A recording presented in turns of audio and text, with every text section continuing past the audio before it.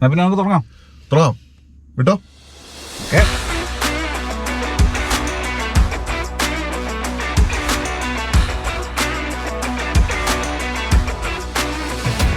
അപ്പോൾ ഇന്നത്തെ നമ്മുടെ വണ്ടി Audi Q4 e-tron Sportback 50 Quattro. ഓ, ചെറിയ പേരല്ല. അതെ.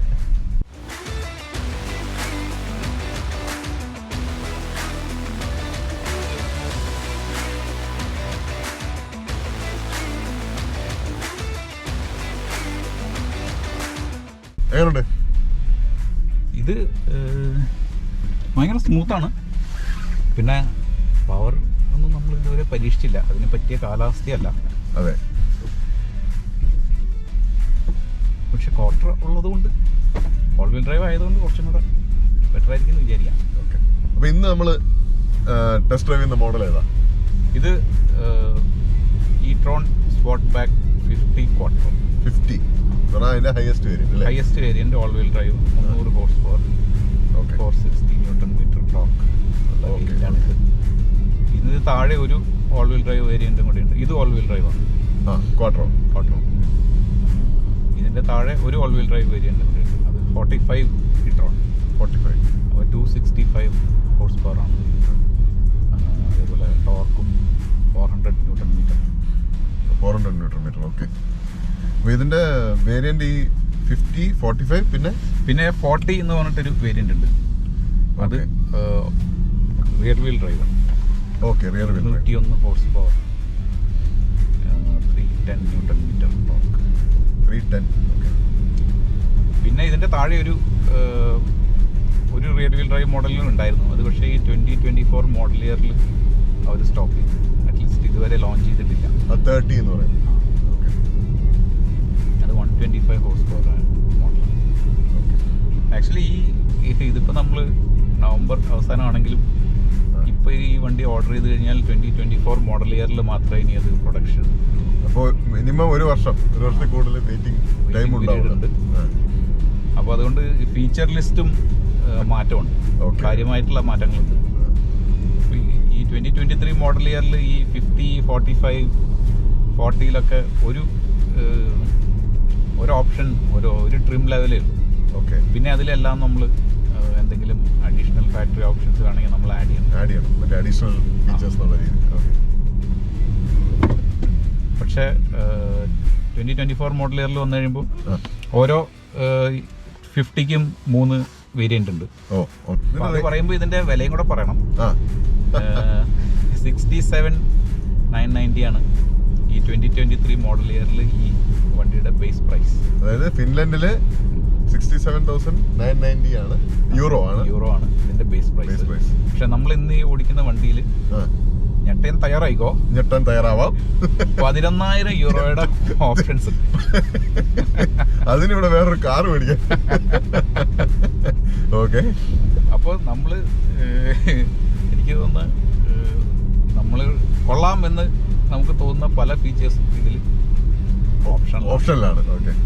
ഇത് ഇലക്ട്രിക് വെഹിക്കിളിനെ സംബന്ധിച്ചിടത്തോളം ഇത് വോക്സ് വാഗൺ ID4-ന്റെയും സ്കോഡ എൻയാക്കിന്റെ ഒക്കെ സെയിം പ്ലാറ്റ്ഫോമിലല്ലേ? അതെ.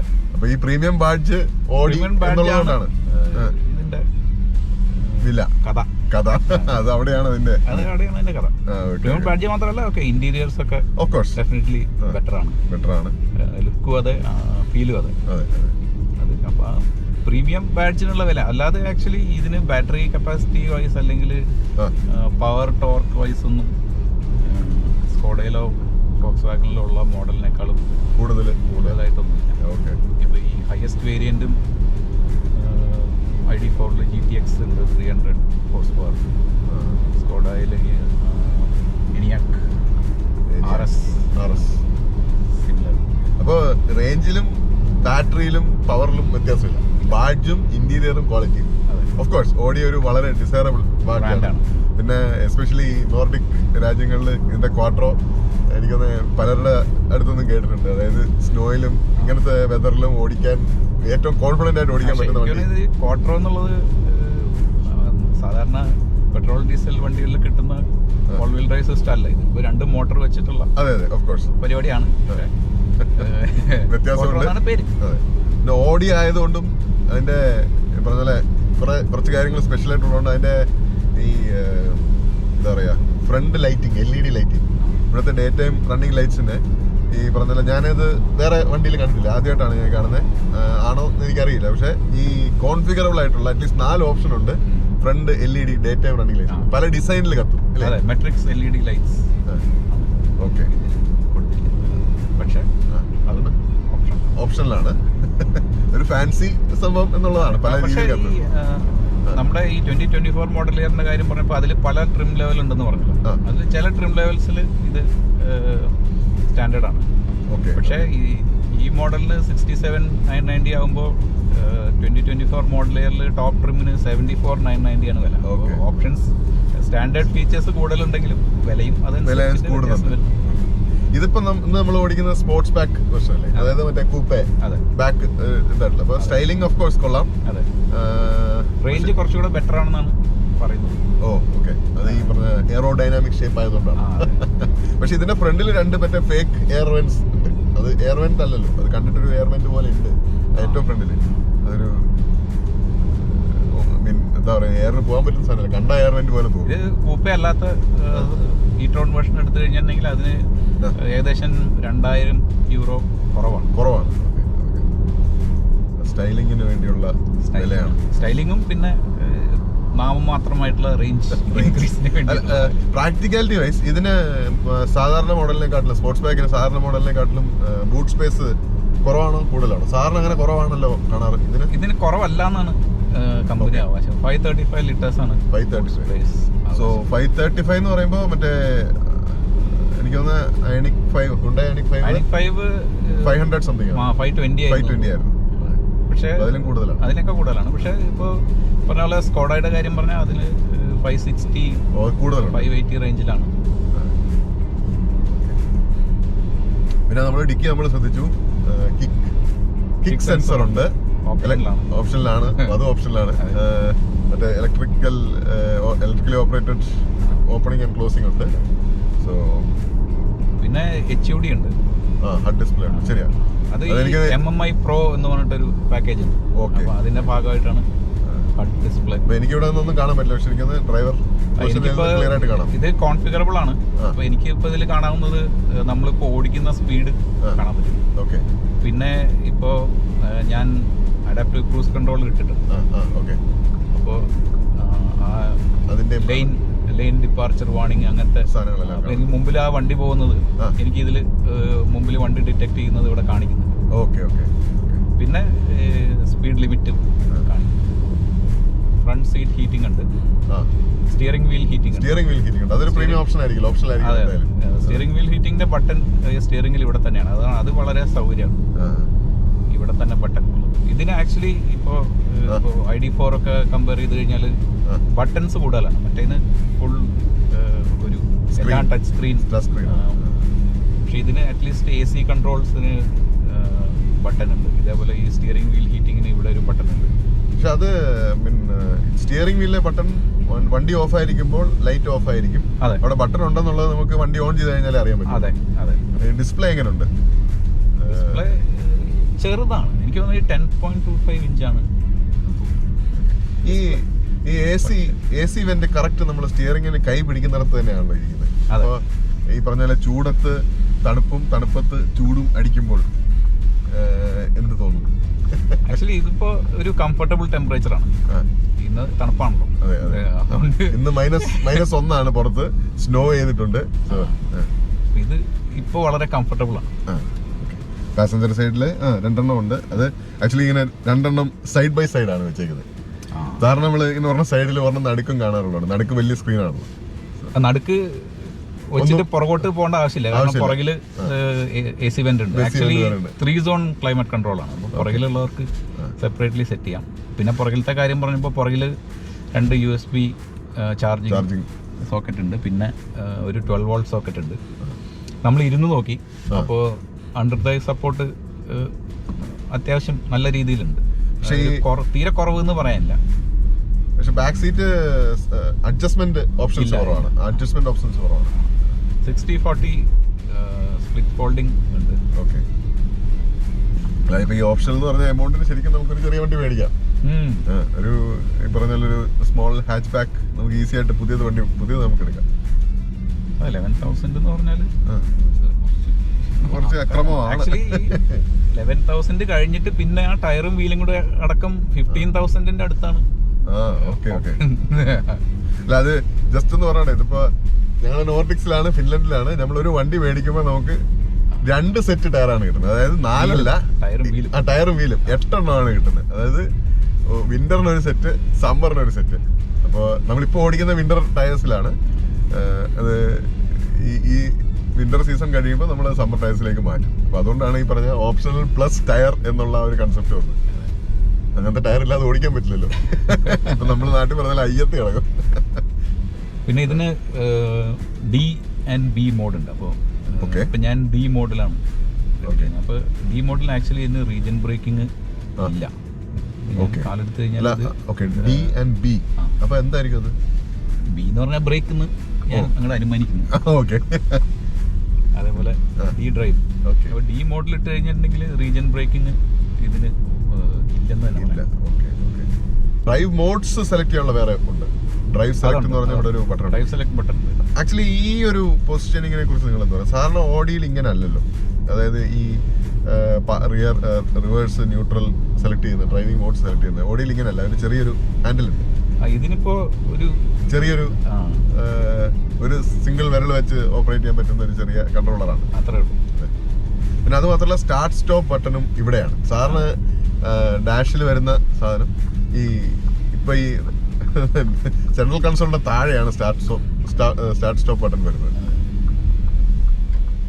ഈ ഡ്രൈവ് സെലക്ട് ബട്ടൺ കുറച്ച് ദൂരെയാണ്. ഇത് നമ്മൾ സെലക്ട് ചെയ്യണമെങ്കിൽ അങ്ങോട്ട് നോക്കാതെ സെലക്ട് ചെയ്യാൻ ഭയങ്കര ബുദ്ധിമുട്ടാണ്. അതൊരു അസൗകര്യമുള്ള പൊസിഷനിങ് ആണ്. Traction control off, even emergency button തൊട്ടില്ലെങ്കിലും കുഴപ്പമില്ല, പ്രത്യേകിച്ച് ഈ കാലാവസ്ഥയിൽ. അല്ല, പക്ഷെ ഈ പറഞ്ഞ ഹസാർഡ് ബട്ടണും അത് അവിടെ അങ്ങ് കൈ ഒത്തിരി അങ്ങ് എത്തണം. അതെ, അതിന്റെ പൊസിഷനിങ് അത് ഈ ഒരു ഏരിയയിൽ എവിടെയെങ്കിലും ആയിരുന്നെങ്കിൽ പിന്നെ കൊള്ളായിരുന്നു. അപ്പൊ ഞാൻ എഫിഷ്യൻസി മോഡിലേക്ക് മാറ്റിയിട്ടുണ്ട്. ഓക്കെ, എന്ന് പറഞ്ഞാൽ എക്കോ മോഡായിരിക്കും ഉദ്ദേശിക്കുന്നത് അല്ലേ? പിന്നെ ഇവിടെ നമുക്ക് കംഫർട്ട് മോഡുണ്ട്. ഓക്കെ, പിന്നെ ഓട്ടോ മോഡുണ്ട്. ഓട്ടോയിലായിരുന്നു നമ്മൾ തുടക്കത്തിൽ. അത് പിന്നെ പോയല്ലോ. പിന്നെ ഡൈനാമിക് മോഡ് എന്ന് പറഞ്ഞാൽ ഒരു സ്പോർട്ടി ഡ്രൈവിംഗിന്റെ. ഡൈനാമിക് ആണ് സ്പോർട്സ് മോഡ്. പിന്നെ ഇൻഡിവിജ്വൽ മോഡ്.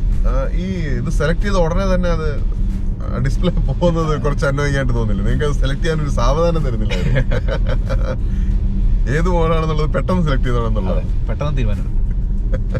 പിന്നെ ഒരു കാര്യം തോന്നിയത്, ഈ സ്പോർട്ട് ബാക്ക് ആയതുകൊണ്ട് പുറകിലേക്കുള്ള വിസിബിലിറ്റി വളരെ കുറവാണ്.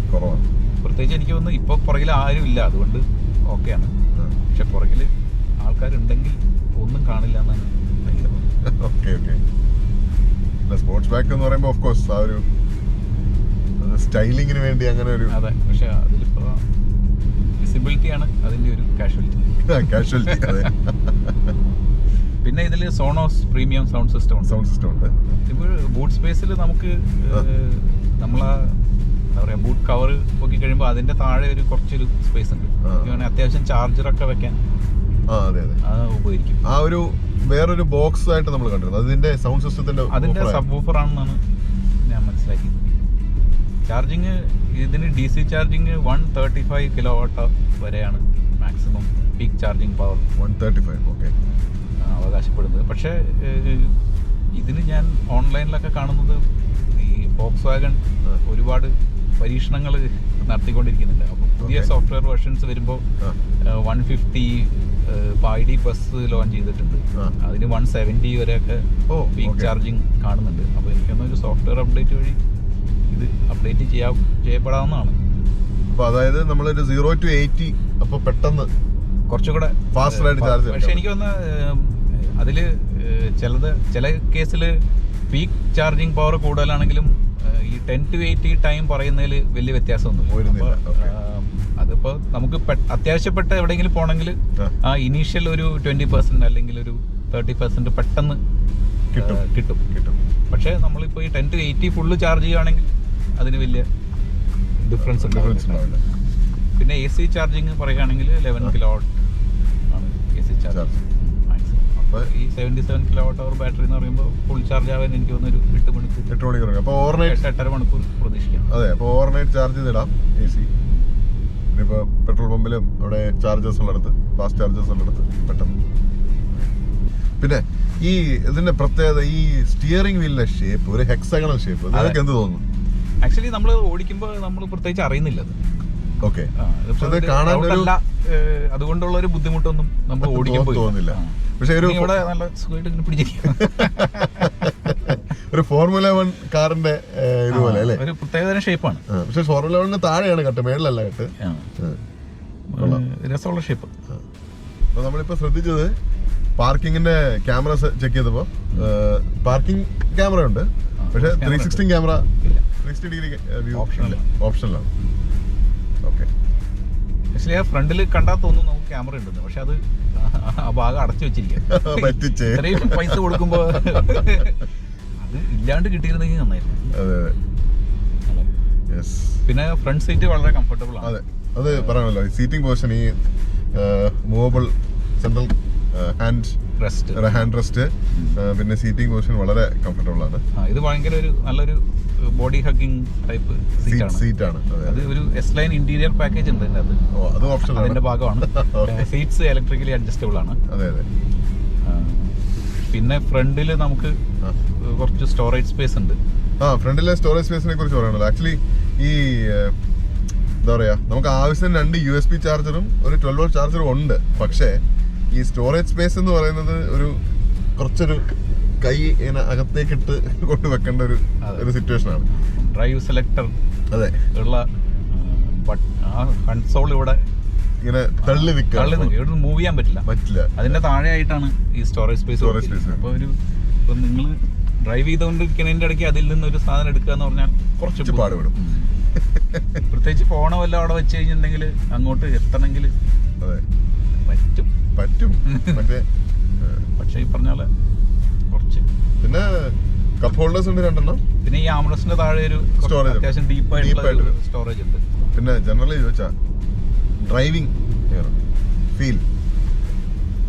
വളരെ കംഫർട്ടബിൾ ആണ്. നമ്മൾ നേരത്തെ കുറച്ച് പവർ പരീക്ഷിച്ചു. അപ്പോൾ വേണ്ട സമയത്ത് നല്ല പവർ ഉണ്ട്. സ്റ്റിയറിംഗ് വീലിലുള്ള ഫീല്, സ്റ്റിയറിംഗ് എനിക്ക് കുറച്ച് ഹാർഡായിട്ടുള്ള അല്ലെങ്കിൽ കുറച്ച് ടൈറ്റ് ആയിട്ടുള്ള സ്റ്റിയറിംഗ് ആണ് ഇഷ്ടം. അപ്പോൾ അതിന് ഇത് കറക്റ്റാണ്. റൈഡ് കംഫർട്ട് ഇപ്പോൾ ഉണ്ണിയും ഇരിക്കുന്നതാണല്ലോ. എനിക്കങ്ങനെ പ്രത്യേകിച്ചൊന്നും തോന്നില്ല. തോന്നാത്തത് നല്ലതാണല്ലോ. അതെ കുലുക്കം ഉണ്ടെന്നോ അങ്ങനൊന്നും തോന്നിയില്ല. ഇതിന് ഈ അഡ്ജസ്റ്റബിൾ സസ്പെൻഷൻ ഒന്നുമില്ല. അപ്പോൾ അതില്ലാതെയും വളരെ കംഫർട്ടബിൾ ആണ്. അതെ, ഇന്റീരിയർ ക്വാളിറ്റിക്ക് കുഴപ്പമില്ല. പക്ഷേ ഇത് ഒരു നിങ്ങൾക്ക് കാണാൻ പറ്റുന്ന എനിക്കറിയില്ല. ഈ ഡോർ ഹാൻഡിലിന്റെ തൊട്ട് സൈഡിലുള്ള പ്ലാസ്റ്റിക് സൗണ്ട് അത് പ്ലാസ്റ്റിക് ആണ്. അതെ സ്ക്രാച്ചി പ്ലാസ്റ്റിക് എന്ന് പറയുന്നത്. അതെ, സ്ക്രാച്ചി പ്ലാസ്റ്റിക്. ഇത് പക്ഷേ ഫ്രണ്ട് കൺസോളിലൊന്നും അല്ല, അത് നല്ല പ്ലാസ്റ്റിക് ആണെങ്കിലും പക്ഷെ നല്ലൊരു പാറ്റേൺ ഉള്ള. ബി മോഡിൽ ഇട്ടിട്ട് എങ്ങനെയുണ്ട്? റീജൻ ബ്രേക്കിംഗ് കൂടെ ചേർത്ത് കാലിലെടുത്താൽ എങ്ങനെ എന്ത് തോന്നും? നമുക്ക് ആ എക്സിറ്റ് എടുക്കുമ്പോൾ നമുക്ക് ഇപ്പോൾ ബി മോഡിലാണ് കിടക്കുന്നത്. ഓക്കെ, എക്സിറ്റ് എടുക്കുമ്പോൾ നമുക്ക് കാലെടുത്ത് കഴിഞ്ഞാൽ നമ്മൾ ടെസ്റ്റ് ചെയ്യുന്ന അത്രയ്ക്ക് അബ്രപ്റ്റ് ആയിട്ടൊരു സ്റ്റോപ്പ് ഹൈവേയിലാണ്. അപ്പൊ അങ്ങനെ അബ്രപ്റ്റ് സ്റ്റോപ്പ് പാടില്ലല്ലോ. ഇപ്പൊ ഇവിടെ ചെയ്യാൻ പറ്റില്ല. പക്ഷെ നമുക്ക് എക്സിറ്റ് എടുക്കുമ്പോൾ ഏതായാലും ബി മോഡിലാണല്ലോ കിടക്കുന്നത്. അപ്പൊ നമുക്ക് ട്രൈ നോക്കാം. എക്സിറ്റ് ഉണ്ട്. അതായത് കാലെടുത്ത് നോക്കിയാണ് എത്ര സ്പീഡ് വേണം? അത്ര വലിയൊരു അബ്രപ്റ്റ് ബ്രേക്കിംഗ് ഫീൽ ചെയ്യാനില്ല അല്ലേ? ഇല്ല. ഇതിന് നമ്മൾ ബ്രേക്ക് ചെയ്യുമ്പോഴും ഇനീഷ്യൽ കുറച്ച് ഭാഗം റീജൻ ബ്രേക്കിംഗ് ആണ്. അത് കഴിഞ്ഞിട്ടാണ് ഇത് നമ്മുടെ നോർമൽ ബ്രേക്സിലേക്ക് മാറുന്നുള്ളൂ. എനിക്ക് ബേസിക്കലി എഫിഷ്യൻസി കൂട്ടാൻ വേണ്ടിയുള്ള. അതെ, അപ്പം എനിക്ക് തോന്നുന്നത് ഇവര് ഇത് ഒരു EV ഓടിച്ചിട്ടില്ലാത്ത ആള് ഈ റീജൻ ബ്രേക്കിംഗ് ഒക്കെ ചെയ്ത് എഫിഷ്യൻസി അല്ലെങ്കിൽ നമുക്ക് കുറച്ച് റീചാർജ് ചെയ്യാൻ പറ്റും എന്നൊന്നും അറിയാത്ത ഒരാൾ ഓടിച്ച് സാധാരണ പോലെ ബ്രേക്ക് ഔട്ടിയാലും അത് റീജൻ ചെയ്യും. അത് കഴിഞ്ഞിട്ടേ അത് നോർമൽ ഫ്രിക്ഷൻ ബ്രേക്സ് ഉപയോഗിക്കും. ഓക്കെ, അപ്പൊ ഈ വണ്ടി ടെസ്റ്റ് ഡ്രൈവ് ചെയ്തതിന്റെ കൺക്ലൂഷൻ എന്താ, എന്ത് തോന്നുന്നു? കൺക്ലൂഷൻ എനിക്ക് തോന്നിയത് ഇതിന്റെ ഈ വണ്ടിയെ കുറിച്ച് പറയുമ്പോൾ ഇതിന്റെ വില ആണ് ഇതിന്റെ ഒരു പ്രശ്നമായിട്ട് ഇരിക്കുന്നത്. ഓക്കെ, കാരണം നിങ്ങൾക്കൊരു ഏകദേശം ഒരു 500 കിലോമീറ്റർ റേഞ്ചുള്ള ഒരു ഇലക്ട്രിക് വണ്ടി വേണം. ഏകദേശം ഒരു 300 ഹോഴ്സ് പവർ ആ റേഞ്ചിലുള്ള പവർ ഉള്ള ഒരു വണ്ടി വേണം എന്നുണ്ടെങ്കിൽ, പക്ഷെ ഒരു പ്രീമിയം ബാഡ്ജ് നിങ്ങൾക്ക് ആവശ്യമില്ല എന്നുണ്ടെങ്കിൽ ഫോക്സ് വാഗണിൽ തന്നെ ID4 ഉണ്ട്, അല്ലെങ്കിൽ സ്കോഡ ഇനിയാക്ക് ഉണ്ട്, അല്ലെങ്കിൽ ഐനിക് 5 EV6 മുതലായ വണ്ടികളുണ്ട്. അപ്പോൾ ഇതൊക്കെ ഈ റേഞ്ചിലുള്ള വണ്ടികളാണ്. അപ്പോൾ അത് വെച്ച് നോക്കുമ്പോൾ ആക്ച്വലി ഈ വണ്ടിക്ക് ഭയങ്കര വില കൂടുതലാണ്. ഇത്രയും പ്രീമിയം ഇനി അങ്ങനെയല്ല, ഇത് നിങ്ങൾക്ക് ഒരു പ്രീമിയം ബാഡ്ജാണ് ആവശ്യം എന്നുണ്ടെങ്കിൽ ആക്ച്വലി EQB ഒരു നല്ല ഓപ്ഷനാണ്. EQB, അതെ, മെർസിഡീസ് EQB. അതിന് കുറച്ച് അതൊരു ഗ്രൗണ്ട് അപ്പ് EV അല്ല, അപ്പോൾ അതിനൊരു കുറച്ചൊരു വീക്ക്നെസ് ഉണ്ട് EV എന്ന നിലയിൽ. ബാറ്ററി സൈസ് ചെറുതാണ്, അതുകൊണ്ട് തന്നെ റേഞ്ചും കുറവാണ്. അപ്പോൾ അതൊരു കോംപ്രമൈസ് ആണ് ആ വണ്ടിയിൽ EQB. പക്ഷേ ഇൻ ടേംസ് ഓഫ് ഒരു പ്രീമിയം ഫീൽ അത് ഇതിന് കടപിടിക്കുന്ന വണ്ടി തന്നെയാണ്. ഒരു പടി മുന്നിലാണെങ്കിലും കുറച്ചും കൂടെ അതിൻ്റെ ഇന്റീരിയർ ലുക്ക് ആൻഡ് ഫീൽ ഒരു പടി മുന്നിലാണെങ്കിലും, പക്ഷേ ഒരു റേഞ്ചും ഒക്കെയാണ് അതിലെ കോംപ്രമൈസ്. പക്ഷെ നിങ്ങളൊരു മെയിൻലി ഒരു സിറ്റി യൂസറാണ്, ഒരുപാട് ലോങ് ട്രിപ്സ് എപ്പോഴും പോകുന്ന ഒരാളല്ല എന്നുണ്ടെങ്കിൽ നിങ്ങൾക്ക് ഈ കൂടുതലായിട്ടുള്ള റേഞ്ചും അതുപോലെ കൂടുതലായിട്ടുള്ള ചാർജിങ് പവറും, അത് 100 kW അതിൻ്റെ മാക്സിമം, അതൊക്കെ വല്ലപ്പോഴേ യൂസ് ചെയ്യുള്ളൂ എന്നുണ്ടെങ്കിൽ നിങ്ങൾക്ക് ചൂസ് ചെയ്യാൻ പറ്റിയ ഒരു വണ്ടിയാണ് EQB. നമ്മൾ കഴിഞ്ഞ തവണ ഓടിച്ച വണ്ടി ഏകദേശം 70,000 euros ആയിരുന്നു. ഈവൻ വിത്ത് ഓപ്ഷൻസ് ഏകദേശം 7,000 euros ഓപ്ഷൻസ് അടക്കം 70,000 ആയിരുന്നു ആ വണ്ടിയുടെ വില. ഈ വണ്ടി 80,000-ന്റെ അടുത്താണ് വില, ഓപ്ഷൻസ് കൂടെ ചേർന്ന്. അപ്പോൾ ഒരു പ്രീമിയം വണ്ടി വേണം എന്നുണ്ടെങ്കിൽ EQB is A good option. പിന്നെ ഹാർഡ് കോർ ഓഡി ലവർ ആണ്, നിങ്ങൾക്ക് 500 കിലോമീറ്റർ റേഞ്ചുള്ള EV വേണം, അത് ഓടി തന്നെ വേണം എന്നുണ്ടെങ്കിൽ ഇത് മേടിക്കണം. അപ്പോൾ ഇന്ന് നമ്മൾ ടെസ്റ്റ് ഡ്രൈവ് ചെയ്തത് Audi Q4 e-tron Sportback 50 Quattro എന്നുള്ള മോഡലാണ്. കുറച്ച് നേരം എടുത്തത് പറയാൻ. കൂടുതൽ വാഹന വിശേഷങ്ങൾക്കും ടെസ്റ്റ് ഡ്രൈവുകൾക്കുമായി നമ്മുടെ ചാനൽ സബ്സ്ക്രൈബ് ചെയ്യുക. Nordic Malayali auto show. Thank you.